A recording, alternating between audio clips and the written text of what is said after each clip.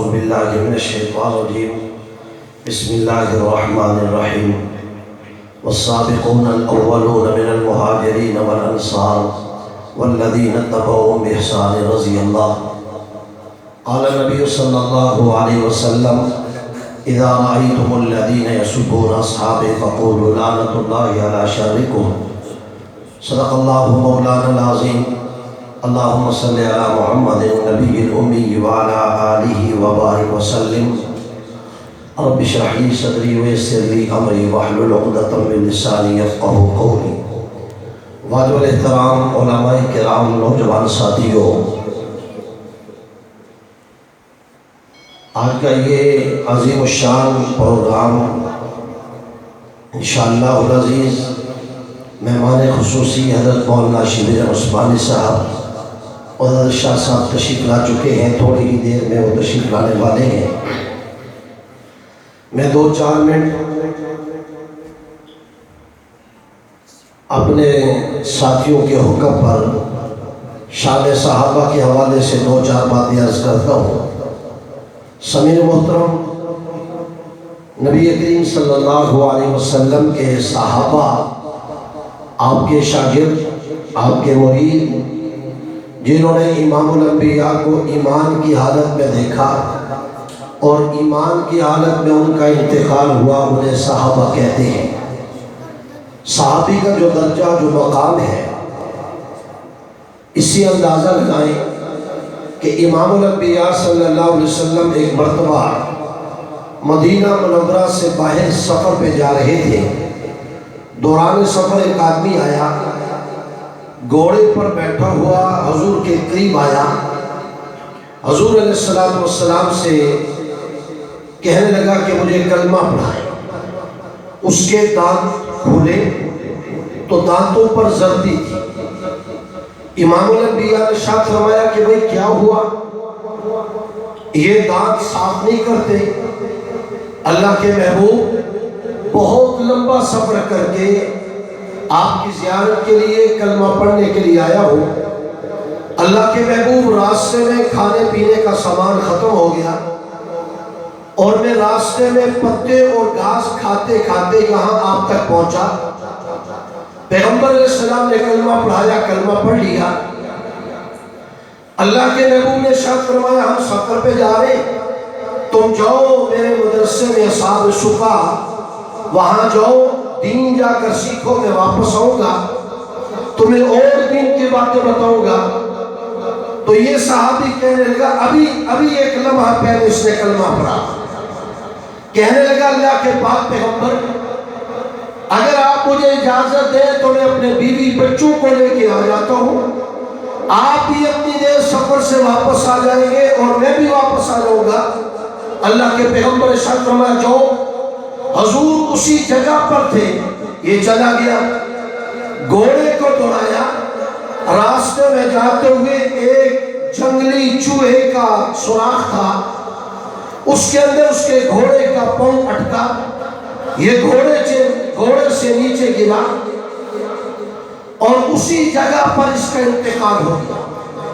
حضرت عمر نے اسے گرتا ہوا دیکھا، عرض کی اللہ کے پیغمبر وہ ہمارا نیا صحابی بھائی گھوڑے سے گرا ہے۔ امام الانبیاء فرمانے لگے جاؤ جا کر اسے دیکھو۔ صحابہ دیکھتے ہوئے گئے، جا کر دیکھا کہ اس کی جان نکل چکی تھی۔ اللہ کے پیغمبر ارشاد فرمایا میرے صحابہ اٹھا کے لاؤ۔ صحابہ اٹھا کے لائے، غسل دیا، کفن پہنایا، جنازہ اٹھا کے جانے لگے۔ امام الانبیاء ساتھ چلتے ہیں، چلتے چلتے پیغمبر اپنے بچوں کے بل چلنے لگے۔ ایڑیاں زمین سے اٹھائی ہوئی ہے، صحابہ چیخ کے کہتے ہیں اللہ کے پیغمبر آپ کے پاؤں میں کانٹا ہے، کوئی زخم آیا ہے کہ جس کی وجہ سے پورا پاؤں زمین پہ نہیں آتا؟ امام الانبیاء نے فرمایا میں صحابہ اس کے جنازے پر آسمان سے دیتے کشتی آئی ہے، محبت کو پورا پاؤں رکھنے کے لیے، زمین پہ قدم رکھنے کے لیے جگہ نہیں ملتی۔ یہ پیغمبر کا صحابی نماز نہیں پڑھی، روزہ نہیں رکھا، حج نہیں کیا، زکات نہیں دی، کوئی عمل نہیں کیا، پیغمبر کے چہرے کو دیکھا، ابھی دیکھا، ابھی انتقال ہوا، آسمان سے اتنی مقدار میں خشکی آئی ہے۔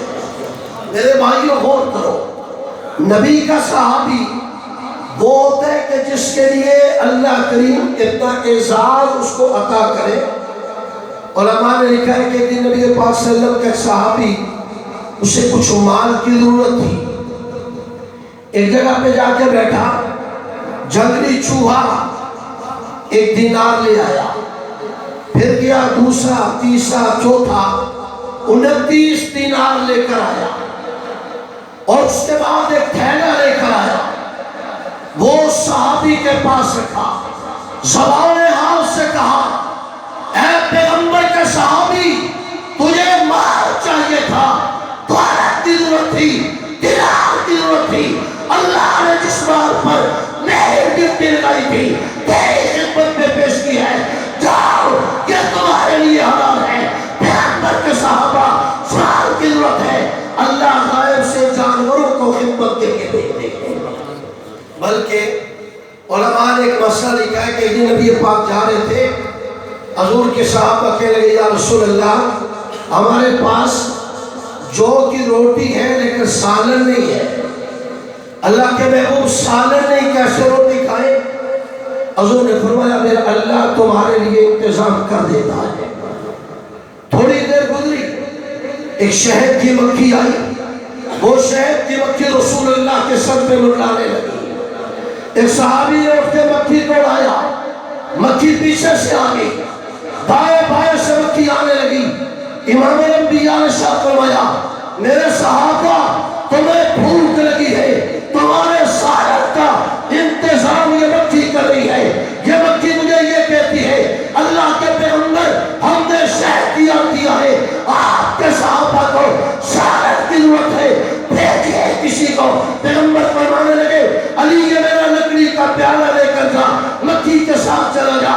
علی کہتے میں ساتھ چلا گیا، جا کے چھتے کو نچوڑا، شہد دے کر آیا، پیغمبر کو دیا، میرے آقا نے پیا، صحابہ نے استعمال کیا، سالن کے طور پہ صحابہ استعمال کرتے ہیں۔ پھر اس کے بعد یہ شہد کی مکھی پھر پیغمبر کے پاس آئی، رسول اللہ کے صحابہ کہتے ہیں آقا پہلے تو آپ سے آپ کو پوچھتی تھی کہ میں نے آپ کے لیے شہد تیار کیا کسی کو بھیجے، اب کیا کہتی ہے؟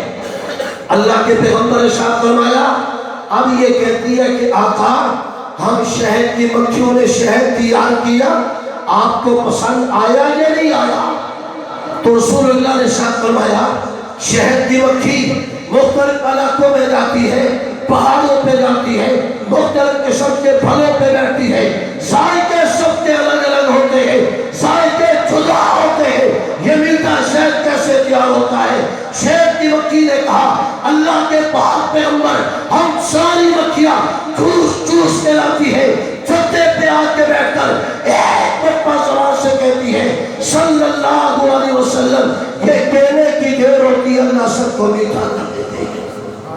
میرے بھائیوں اللہ نے نبی کے صحابہ کے لیے قرآن پاک کے قانون اور ضابطے بھی بدل دیے، کئی ضابطے اللہ نے بدلے صحابہ کے لیے، اور صحابہ وہ لوگ ہیں ہمارے قریب کے ابھی زندہ ایک بزرگ، وہ کہتے کہ ایک دن میرے دل میں خیال آیا کہ یار میں بھی حضور کے زمانے میں ہوتا، حضور علیہ السلام کے زمانے میں ہوتا، میں بھی اب حضور کی خدمت کرتا، میں بھی نبی کا صحابی ہوتا، میرا بھی بڑا مقام ہوتا۔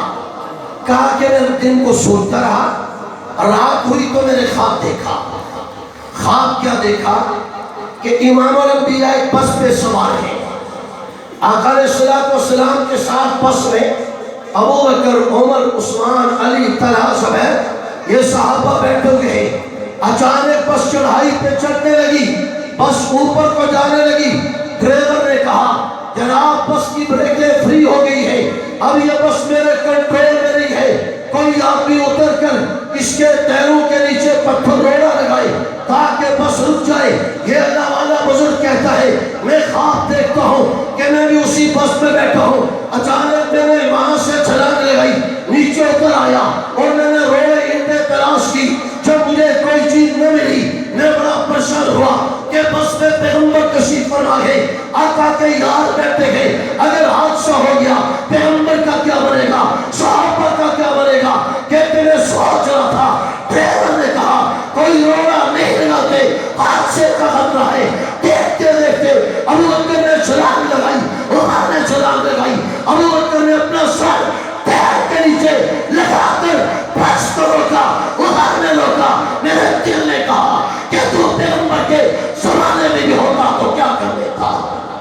نبی کے صحابہ تو یوں تڑپتے تھے. حضور علیہ السلام کے صحابہ نے اس پوری کائنات کے اندر دین ہم تک پہنچایا. 750 آیات قرآن کریم کی صحابہ کی مدح سرائی کرتے ہیں.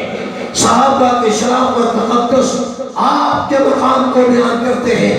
میرے بھائیوں، میں کوئی لمبی چوڑی بات نہیں کرتا، آپ سے ایک ہی میری التماس ہے، یاد رکھ لو پیغمبر کے صحابہ، ان کے لیے اللہ نے قانون بنا دیا، اللہ کے محبوب نے قانون بنا دیا کہ نبی کے صحابہ پاک، نبی کے صحابہ سب سے اعلیٰ اور عرفہ ہے.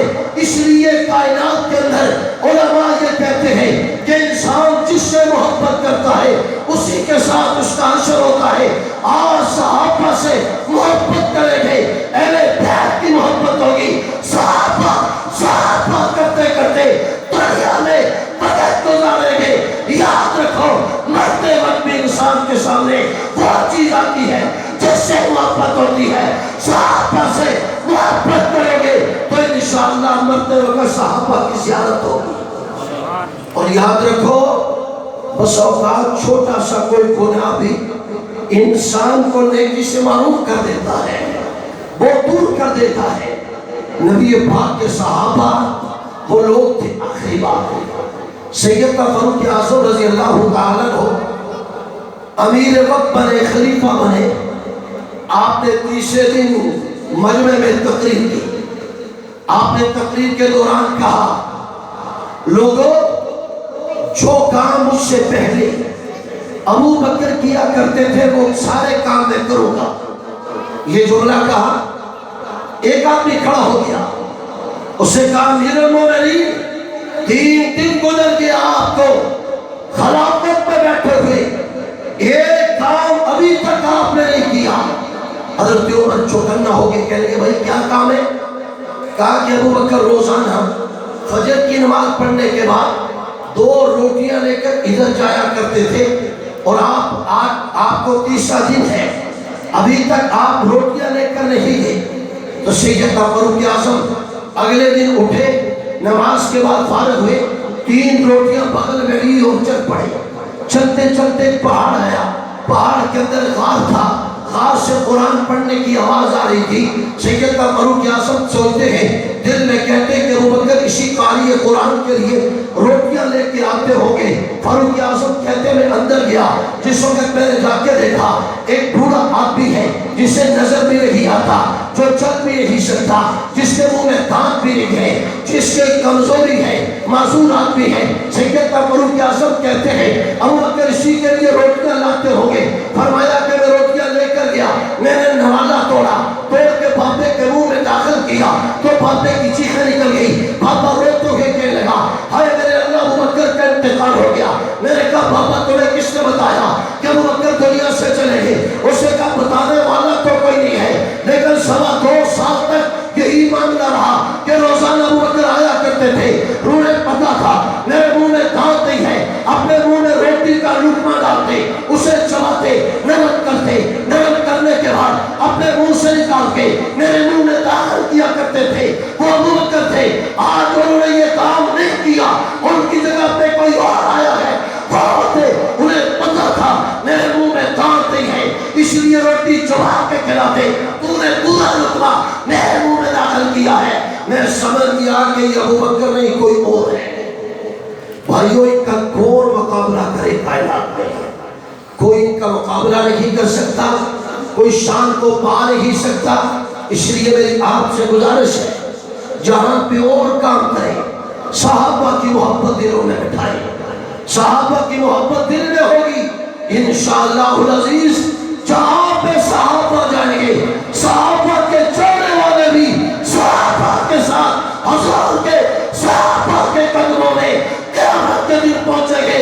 صحابہ کی تشریح کرنے والا، صحابہ سے بغض رکھنے والا، نفرت رکھنے والا جہنم کا ایندھن بنے گا. صحابہ دشمن کے ساتھ تعلق نہیں جوڑ، قطع نہیں کرو، سرا نہیں توڑتے جائیے. شادی بیاہ کوئی محبت صحابہ کے دشمن سے کرنے کی شریعت ہمیں اجازت نہیں دیتی. صحابہ کا جو محبت کرنے والا ہوگا اس سے ہماری محبت ہو. جو صحابہ کا دشمن ہو اسے اپنا دشمن جانو. اللہ ہم سب کو صحابہ کے نقش قدم پہ چلنے کی توفیق